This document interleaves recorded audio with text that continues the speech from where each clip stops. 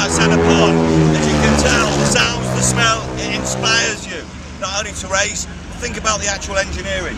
Talking of which, let me introduce you to the Conquest. This is basically a BMW R1150R cut in half to here. It's then direct drive down to a slip differential with 2 half shafts, so it's direct drive, not belt driven or chain driven, it's direct drive.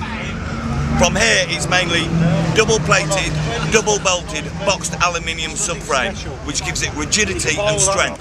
You come round this end, you come to the ramp, electronically done by 2 actuators which let the ramp go down, which enables someone in a wheelchair, like myself, easy access. As you come round here, you'll notice once in, there is like a locking plate there, it's like the 5th wheel.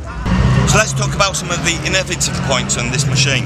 Being paralysed, like I am and Dave are, we cannot use any of our lower body, i.e. legs, anything, we're paralysed. So, to change gear, we use Clicktronic gearing here on the left. Pull in the clutch, you press the red button to engage first gear, let the go clutch out, that engages first gear. For every other gear, you use the green button, and coming down the gear system as well.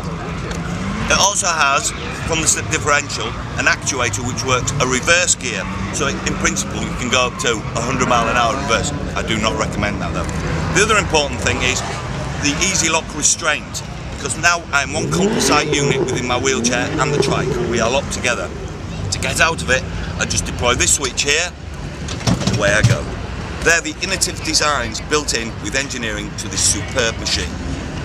Being based on a BMW R1150R, it's obviously a Boxster engine, but because this can get to such speeds of over 100 miles an hour, the design and the engineering have put 2 scoops here, so it acts like a rammed air system, thus cooling the cylinder heads as you gain momentum, keeping the engine nice and cool.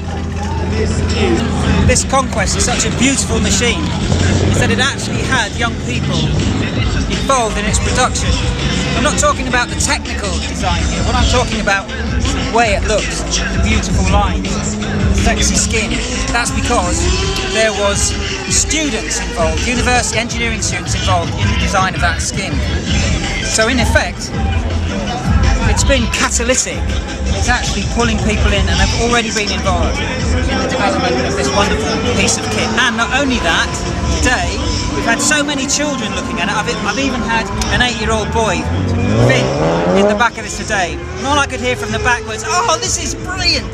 So it just goes to show how these trikes, like, not only have they been designed by young people, but we're still pulling young people in, showing interest in them. So what it means is essentially is that if you are a youngster and you love bikes and you love design, engineering would be a great career for you to bring yourself into, because just look at the type of thing that you could be involved with.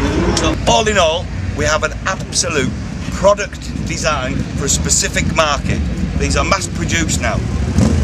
Total quality and the build and the thought that's gone into it is what it's all about.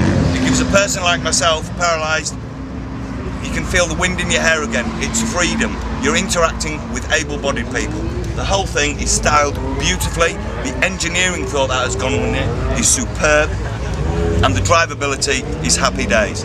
So basically, if you're into engineering, you can design something like this. It's a marvellous, sweet machine. So 30 years ago, just over 30 years ago, both myself and Dave here, we had a life-changing situation which resulted in becoming paralysed. Now to the design, engineering and exclusive product-based machines here, we have another life-changing situation. We're now fully interactive and riding our bikes, interacting with able-bodied people, and here at Santa Pod. It's a brilliant experience, isn't it, Dave? It's fantastic. The best part about it is, what I really love is, when these beasts come tearing down the track, people see us coming, and it's not till we've gone past, they spot the chairs in the back. So that's what I really like about this, is that this classic piece of engineering is dissolving disability, and it's promoting disabled people in motoring and motorsport into the mainstream. So all in all, a good day, I think. Very much so. To relearn the balance of the bike, he has to learn how to change from one bike to the other, and he does it very, very fluently. He's been doing this for so many years to make his transitions absolutely perfect. And see that mud flap there at the back, you can see it. One little trick he likes to do from time to time.